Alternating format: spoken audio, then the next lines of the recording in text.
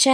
மத்த husband and ஒய்ஃப்லாம் எந்த அளவுக்கு லவ் பண்றாங்க, ரொமான்ஸ் பண்றாங்க. அவங்க ஹஸ்பண்ட் என்னெல்லாம் அவங்களுக்கு வாங்கி தராங்க, எப்படிலாம் வச்சிருக்காங்க. நமக்கும் தான் வந்து வாச்சிருக்கே, எல்லாம் நம்ம தலையெழுத்து. இப்படிலாம் உங்களுக்குள்ள எண்ணம் வருதா? இப்படிலாம் நினைக்கக்கூடிய தம்பதிகளா நீங்க? இந்த பதிவு உங்களுக்காக தான். இப்போலாம் அதிகமா ஹஸ்பண்ட் அண்ட் ஒய்ஃபுக்குள்ள பிரச்சனை எங்க இருந்து ஆரம்பிக்குது தெரியுமா? மத்த ஹஸ்பண்ட் அண்ட் ஒய்ஃப் வைக்கக்கூடிய ஸ்டேட்டஸ பாக்குறதுனால தான். அந்த ஸ்டேட்டஸ்ல இருக்கக்கூடிய எதிர்பார்ப்புகள், பாசம் இதெல்லாமே நமக்கு கிடைக்கலையே அப்படின்னு ஒரு நொடி அந்த தம்பதிகள் ஏங்கும் பொழுது தான் இந்த பிரச்சனைகளும் மனசுல வேதனைகளும் வர ஆரம்பிக்குது. ஹஸ்பண்ட் அண்ட் ஒய்ஃப் ரிலேஷன்ஷிப்குள்ள ஒரு லவ் ஷேரிங் இதெல்லாம் இருக்குது அப்படின்னாக்கா அந்த மாதிரியான எடிட்டிங்ஸ் எல்லாம் அவங்க பர்சனலா அவங்களுக்குள்ள ஷேர் பண்ணிக்கலாம். ஆனா ஸ்டேட்டஸ்ல வைக்கும்போது இது மத்த தம்பதிகளை, அதாவது மத்த விஷயங்களுக்காக இயங்கக்கூடிய மத்த தம்பதிகளை வந்து இது பாதிக்குது அப்படிங்கும் போது இது கொஞ்சம் யோசிக்கக்கூடிய விஷயமாக இருக்குது. ஆனா அதெல்லாமே அவங்களுடைய பர்சனல், அவங்க நம்ம ஸ்டாப் பண்ண முடியாது. சோ அதை பத்தி இப்ப நம்ம பேச வரல.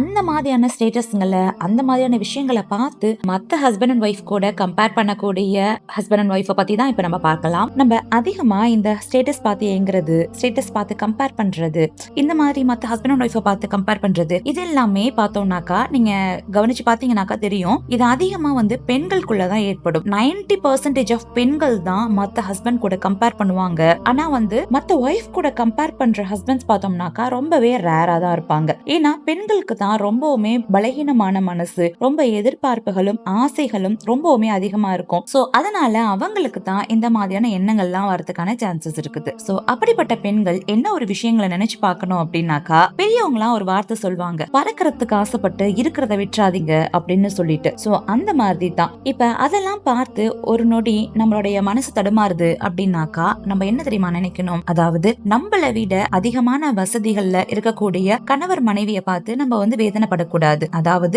நம்மள எந்த ஒரு கஷ்டமும் இல்லாம மத்தவங்க கிட்ட கையேந்தாம நம்மள இந்த அளவுக்கு ஒரு கௌரவமா வச்சிருக்காங்களா நம்மளுடைய கணவர், அதை நினைச்சு நம்ம சந்தோஷப்படணும். தகாத பழக்கங்களை கொண்டு துன்புறுத்தக்கூடிய கணவர் மத்தியில நம்மள எந்த ஒரு கையாலையும் நாவாலையும் எந்த ஒரு துன்புறுத்தலும் ஏற்படுத்தாம நம்மள்ட்ட நல்ல விதமா இருக்காங்களா அதை பார்த்து சந்தோஷப்படணுமே தவிர மத்த ஹஸ்பண்ட் அண்ட் ஒய்ஃப்குள்ள இருக்கக்கூடிய லவ், ரொமான்ஸ், ஷேரிங் இதெல்லாம் பார்த்து நம்ம இருக்கிற அந்த ஒரு சந்தோஷத்தை நம்ம இழக்க கூடாது. சோ நம்ம எப்பொழுதுமே அதிகமாக ஆசைப்பட்டு நம்ம என்ன செஞ்சிடறோம் அப்படின்னாக்கா அந்த பிரசன்ட்ல இருக்கக்கூடிய சின்ன சின்ன சந்தோஷங்கள்ல நம்ம இழந்துடணும். நம்ம அதிகமாக எதிர்பார்க்கும் பொழுதுதான் நம்ம கிட்ட இருக்கக்கூடிய சந்தோஷமான விஷயங்கள் நம்ம கண்ணுக்கு தெரியாம நம்ம அதுல இருக்கக்கூடிய திருப்தியை நம்ம ரொம்ப இழந்துடுறோம். இந்த மாதிரியான எண்ணங்கள்லாம் நமக்கு வரதுக்கு காரணம் ஷைத்தானுடைய சூழ்ச்சி தான். சோ அதனால நம்ம ஷைத்தானுக்கு வழி கொடுக்காம இருக்கதை கொண்டு நம்ம திருப்தி அடைந்து நல்ல ஒரு கணவர் மனைவி தம்பதிகளாக வாழக்கூடிய பாக்கியத்தை அல்லாஹ் ரப்புல் ஆலமீன் நம் அனைவருக்கும் தருவானாக. ஆமீன் சொல்லுங்க. அஸ்ஸலாமு அலைக்கும் வரஹ்மத்துல்லாஹி வபரகாத்துஹு.